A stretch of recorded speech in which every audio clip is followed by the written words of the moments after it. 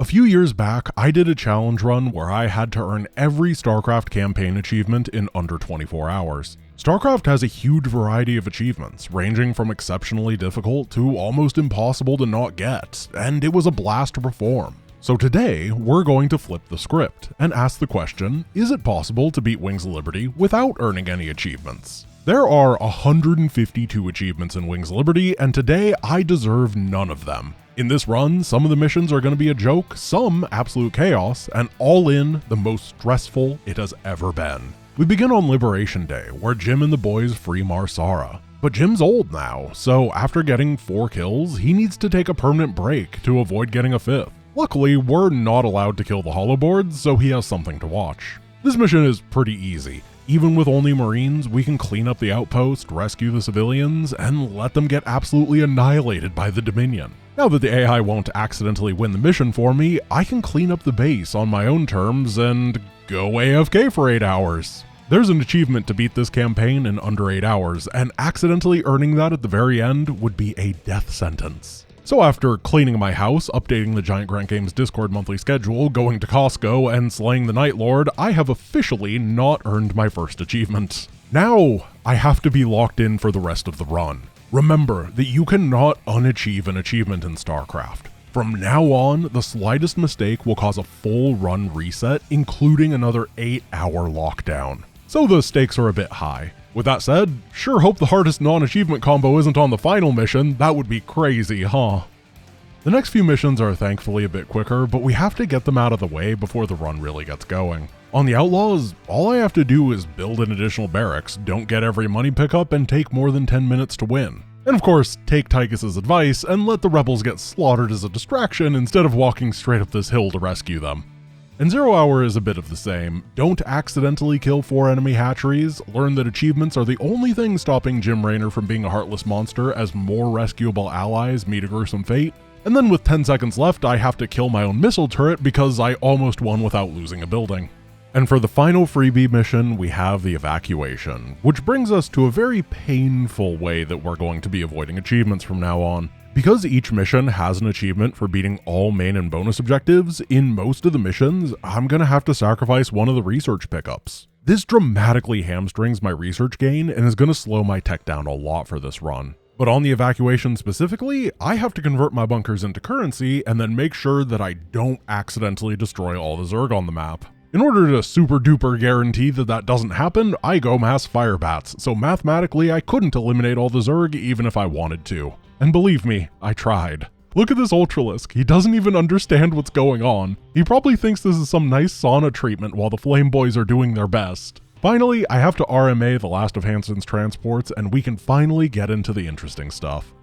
As we reach Smash and Grab, we hit our first real snag in the run. We have to take more than 15 minutes here, but we're playing on Brutal. Now, normally the Zerg don't overwhelm the Protoss until about 20 minutes on Brutal. But in very rare circumstances, the Protoss can derp out repeatedly and die earlier, meaning a string of bad luck could make the timing pretty iffy. Fortunately, for some reason, there's no achievement for killing the giant Zerg death base that swarms the Tal'Darim, despite it being absolutely crazy for this point in the game. By no means am I supposed to be able to attack them, but if I do, I most definitely have killed a Zerg building before grabbing the bonus objectives. Not that I can collect them all anyway. Back on my side of the map, the Protoss are a pretty easy clear, and as I prepare for a final assault against the Stone Zealots, I have to introduce you to a new friend I made. This is Carl. He's a very curious boy, and he loves to invest it. Oh no, Carl, please, stop, by the Xel'Naga. I can't believe he's gone already.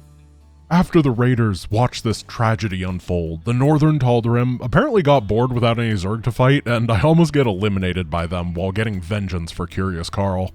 So it's time to address the slightly veiled elephant in the room. You may have noticed I keep using the term earning for achievements. That's because there are a few achievements the game forces on you, no matter what, such as the unavoidable cutscene giving you the crystal from Zeratol or doing mandatory quest lines. Or in this case, beating 5 missions. Any of these achievements that can be avoided will be, but unless I'm turning cheat codes on, there are a small percentage of things that I can get, but I didn't do anything special to earn them. As a result, I'm treating them the same as when units die during cutscenes in my Deathless runs. If it's just given to me, then I didn't really achieve anything, did I?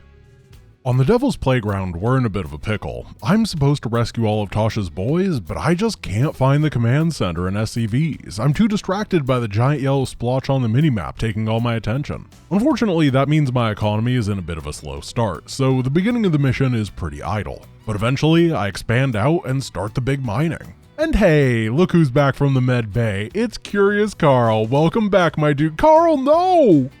One thing that's nice about this mission is, after the Brutalist takes Carl's life, we can take it for research points. As long as I don't find Tasha's crew, then I have one bonus that's never going to get finished. And then, just like you're intended to on the Devil's Playground, I go for mass repair as an army composition to punch through the Zerg bases. Though it does mean my anti-air is a bit awkward.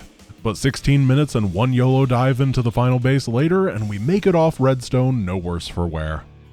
Back on the Hyperion, we have to be really careful from now on. This ship is a minefield of achievements. You click on the wrong person and instantly you're told about Matt's marital problems and get an achievement for it. Fortunately, we're safe to watch Donnie Vermillion 9 times before anything goes wrong. And with great skill and dedication, I'm able to barely avoid accidentally getting 500,000 points on the Lost Vikings. In the Great Train Robbery, I get to employ a trick I talked about in the Wings Liberty Cheese video I dropped last year. There's a very small window where keeping the first train alive will spawn the second train without any defenders, but will let us take the first down still. So I do that to make life a bit easier, and then I tragically miss the third train where the first wave of escorts appear, meaning that I have 10 minutes to build up before I have to engage a defended train. And all this building up is for a reason, because I cannot kill the Dominion kill teams. But if you've ever missed a train on this mission, you probably know that the 2 kill teams interweave perfectly with the 9th train, making it exceptionally difficult compared to the others. So, I don't kill the kill teams completely. Instead, I just pacify them, turning them into Doctors Without Borders. This means I can finish the mission without any worry of an ambush by 20 marauders. And then Welcome to the Jungle follows a similar idea as the kill teams, but taken up a few notches. I was feeling a bit cheeky, and there is a hidden feat of strength to kill the Protoss Gigabase to the north. And a few years ago, I made a video about StarCraft glitches that involve spam alternating right-click and gather on a Terrazine site to get the enemy to send 1 billion units to come and kill you. At the time, I didn't think this was useful, but I wanted to see if I could use it here to get the base's defenders to come charging in, and yeah, it works great. The actual achievements here were to lose an SCV, let the Tal'Darim seal an altar, and win before a time limit, and I managed to fail all of these during the big attack, so I clean the map up, set Paul the Persevering Pylon up on a depot date, and grab all the remaining altars simultaneously. Then I go to the dig, where I proceed to kill exactly 1 unit with the drill and go AFK until I win. Well, almost AFK. I came close to losing the drill due to not having proper anti-air near the end, but barely managed to get my way out of that one. Now comes the Zeratol missions, which I'm pretty excited about because I am in dire need of research. Whispers of Doom is first, and simply requires me to play like absolute garbage. Fortunately, I can lose all my stalkers to some well-placed banelings and YOLO Zeratol to take some early health damage. But the bonus objectives are where things start to get interesting. I want all of the bonuses here. If I can get them, then at the end of the Protoss missions, I'll have 20 Zerg research. But of course, if I finish every objective, I get an achievement. So, if I need to do all the bonus objectives, then I should just skip a main objective. The gate barring this final escape to the Voidseeker can be blunk over. Blizzard knew this and made sure stalkers didn't have enough vision on the high ground to see over, but they forgot to check Zeratol's vision. So we can blink the stalkers over, and then blink Zeratol over, and skip the final temple. Then we have our stalkers get in a workplace accident and skedaddle. At the very end, it checks off the main objective as if we did it, but the score screen disagrees, and no achievements are gained. The reason that I'm putting this much effort into getting 20 research points is that that's as good as it gets. There's an achievement for getting 25 points in either tree, so drop pods, hive mind emulators, and side disruptors are all illegal. And no, I'm not spending my 20 points on regenerative biosteel. Sorry. Compared to skipping main objectives, the next 2 missions are impressively boring. A Sinister Turn requires me to just sit around and not do things, don't kill all the Protoss, so I made a pylon power couple, and slap Mars silly for 25 minutes, and don't accidentally extinct an entire species with Dark Templar.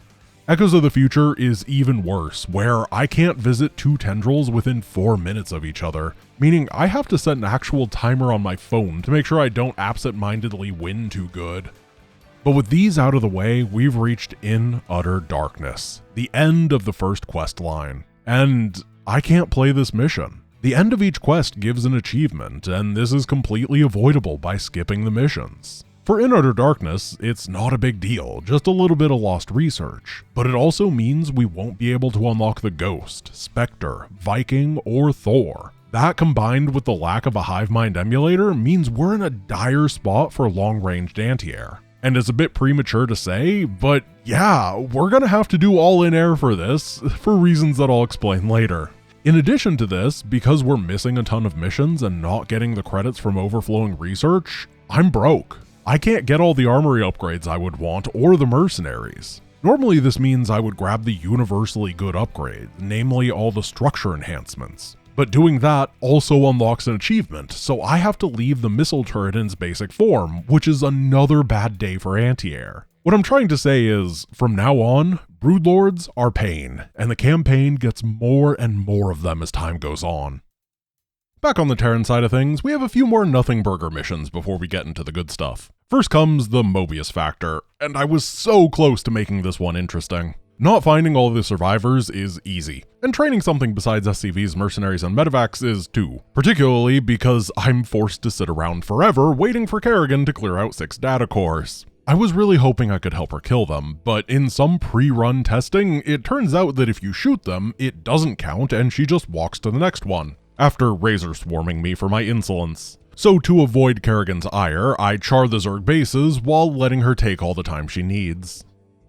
And Cutthroat is an interesting mission in that all the achievements are actually requiring you to do interesting things, meaning that the way to beat it is by playing completely normally. I can't kill Orlin early, I have to make workers before I get Mirahan, and I can't create a DMZ with spider mines. So instead I get to roam around the map with my normal army doing normal things until I recruit Mira and convert Orlin's base into rubble. On the other hand, Outbreak is truly the most difficult mission in the run. I must survive the Zerg onslaught for 5 entire nights before claiming victory. This was a trial of the ages, the unending tide of infested causing this to be the single most challenging mission I have ever— oh man, I almost accidentally prematurely killed the final structure with Planetary Splash before Night 5 ended. Somehow I legitimately almost did myself in here and forced an entire run reset. I would have actually cried had that happened. Thankfully, I had enough bank to get my planetaries sieging myself and could repair through it. What a dumb way to almost drop the ball.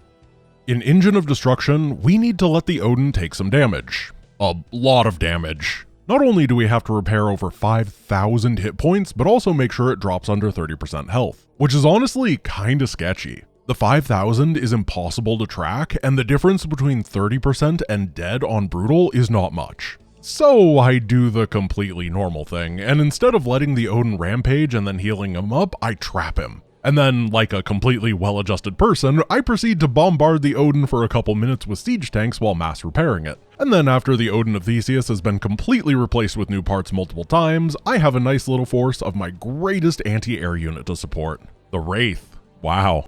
And then they all die to a single Seeker missile, which is great. I love this unit.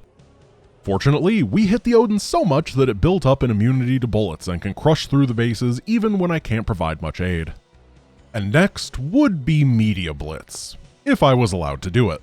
I really want the Thor, and any sort of long-range anti-air is going to be essential, and they have the bulk to back it up, but unfortunately, it was not meant to be. They're not the end of the Rebellion questline, the secret mission Piercing the Shroud is, so we avoid that achievement. But unfortunately, Media Blitz has no bonus objectives to skip, meaning that if I do jump in, I'm guaranteed an achievement. Unlocking Piercing the Shroud being a secret instead of a bonus objective is killing me here. As we near the end of the artifact questline, things start to get a bit more interesting. Supernova wants us to avoid getting 75 Cloaked Banshee kills, build units out of non-starports, and Carl, wait, no, Carl, please, your curiosity can only go so far! Oh, I don't know if his insurance covers that one. The rest of the mission is equally as rough. With my only air-based anti-air starting with a W and Banshees not being able to get kills while cloaked, I need to start slowly crawling through the map with ground units. The tried and true Marine Marauder medevac tank serves me decently well here, but I'm consistently strapped for cash and have to completely avoid the middle base. I'm really starting to feel the pressure from having no armory upgrades due to the credit crunch and not having laboratory tech. But the Terran special of pulling the boys is a tried and true way of clearing through the Protoss as always. Fortunately, I get a bit of a break because I don't have to get the bottom right research, so I can push the top instead. This allows me to doom drop right into this chasm where the Protoss can't reach me with Zealots or Archons, and my life gets a lot better. From now on, even if I don't say it, just assume that the fights against the enemies are consistently an uphill battle with the lack of tech, unit unlocks, and laboratory research. It's all tough. Well, besides Maw of the Void. Needing a break after getting out of the burn ward, Curious Carl takes a trip to his vacation home on the Xel'Naga world ship, and oh no Carl, now you're being dissolved at the atomic level. You were so lucky we never finished the Colonist quest line, so Dr. Hansen is still on board the ship to put you back together. This is getting ridiculous. After our first tragic casualty, I grab 3 bonuses, ignore the Protoss base, ignore the Ritfield generators, ignore the mothership, and introduce the fancy Xel'Naga box to a Yamato cannon. On to Char. Gates of Heck is the second to last macro mission and is another series of play really bad to avoid achievements scenarios. After using an infantry battalion to rescue the first set of allies and sneaking this gas geyser to help my production, I start building up my fighter contingent. The mission hits with some seriously scary groups of Mutalisks and Broodlords from many angles, and we need something that can reliably deal with them. The raids are slow to build though, and in the meantime, despite being told it wasn't safe to land, Colonel Curious Carl's contingent was slaughtered after he wanted to see what it was like landing drop pods in Zerg territory. The combination of spending all my money on bad anti-air and not getting all the drop pods means I didn't have the momentum to clear the valley leading to Warfield. But thankfully, the flying cloaked units are in fact flying and cloaked. It turns out that 16 wraiths can just ever slow barely clear out the area at the end with a lot of patience and micro. And as I sit here editing the footage, I can't help but wonder why I didn't just build like 4 Banshees to make this 20 times easier. I'm already struggling enough here, I don't need to add extra imposed challenges on myself. Now we have the choice to go into the sky or tunnels to disable flyers or Niduses for the final mission. While I'm pretty sure that both versions are possible for this run, All-in Air is significantly more consistent than All-in Ground, and significantly more difficult. Unfortunately, I cannot take the risks that are associated with the ground version. Not this late into the run, not another 8 hours of waiting if I mess up. I don't need to go to Costco again. So, into the tunnels we go.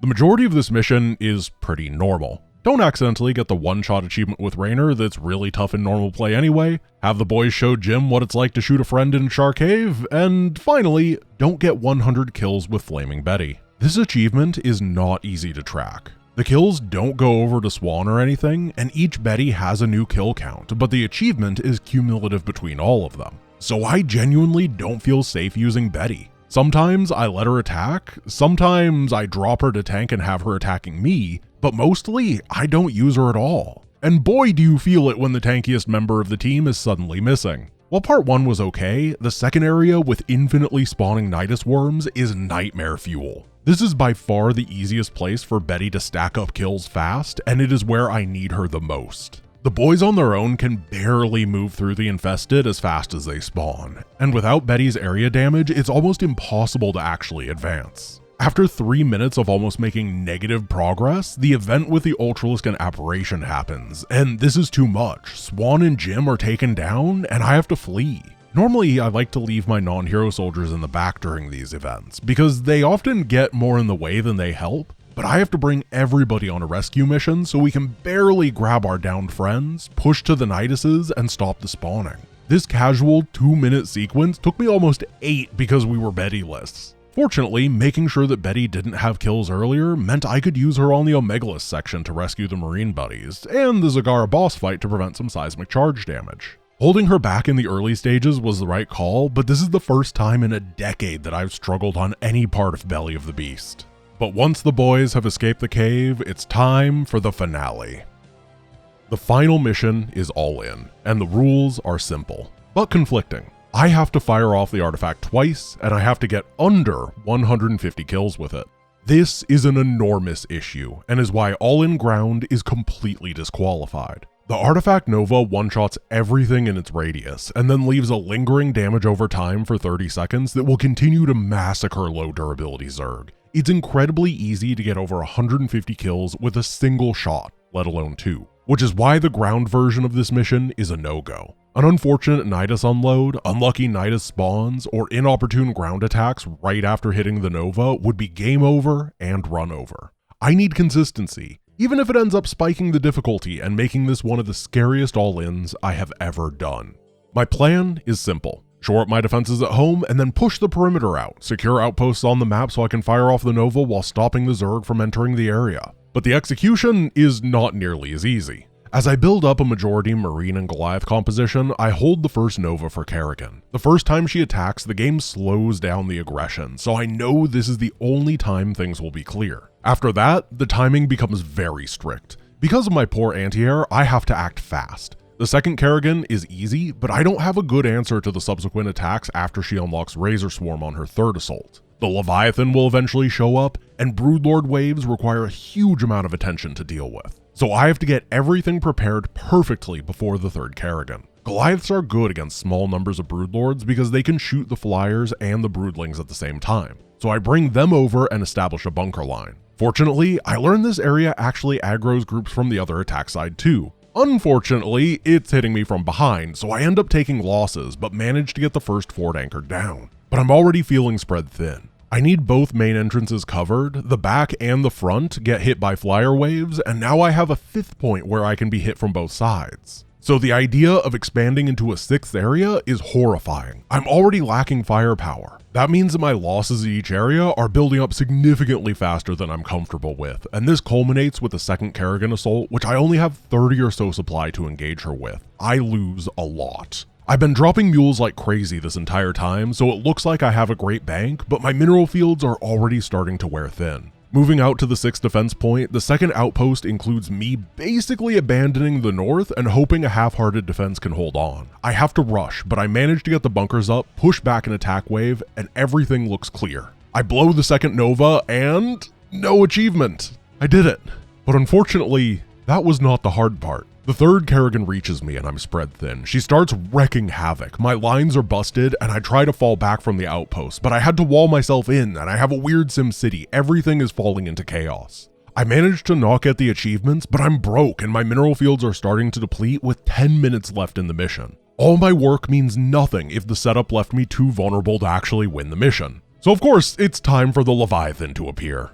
Once he's in position, he spawns Mass Mutalisk and Broodlord forever, right over the dead zone that I can barely engage in. I've been using a couple battlecruisers to keep that zone safe, but rapid fire spawning of Zerg is completely unstoppable. So while I'm trying to refortify, I have to grab most everything and charge the Behemoth, which drops me by another 30 to 40 supply, and moments after that, the 4th Kerrigan decides to come and ruin my day. At this point, Broodlords are a serious problem too. They have 9.5 range, meaning that if I don't actively move Goliaths toward them, their 9 range will not be able to shoot the Flyers. They'll get stuck fighting Broodlings forever and die. Marines don't do much better, and Wraiths are a disappointing meme. Whenever I have to fight someone like Kerrigan or the Leviathan, I'm being pounded by Broodlords from all sides, and inevitably take catastrophic losses. And the Kerrigans themselves are complete pains. She is engageable with Mass Marine, but it doesn't really work well without drop pods to deliver reinforcements straight into the fight. My DPS against her is low. My walls are broken, my mineral fields have gone from 20 to 4, and I'm down 60 supply. But I can't give in here. I got so lucky that this setup worked. Everything went so well at the beginning, and any repeats is an immense risk where a bad Zergling wave ends me. So I press on. I spam bunkers and missile turrets, getting medics into the action and aggressively diving the Broodlord waves because I can't afford repairs anymore. The end of the mission is chaos. My buildings are floating, my army completely demolished, an income of 0 gutted from the front and back and sides with only a single reprieve. The final Kerrigan opted to strike my base instead of going after the artifact. As the mission ends, I breathe an immense sigh of relief. And while it does feel a bit weird to end a no achievement run with an achievement pop-up, I can stand proud, because this was one of the wildest, most chaotic, and scrappy all-ins that I've ever had to do, with the highest stakes I've ever had, and I pulled it off without earning an achievement. Thanks for watching. It's nice getting to do a StarCraft challenge run every once in a while, even if original ideas are hard to come by these days. If you're hankering for more StarCraft challenge content, on July 12th, I'm going to be doing a live run on this YouTube channel where I try to beat all 90 StarCraft 2 missions on Brutal in under 12 hours, which maths out to a casual 8 minutes per mission, including load times. So I'm not sure that I can do it, but I am looking forward to trying. I hope to see you there. Peace.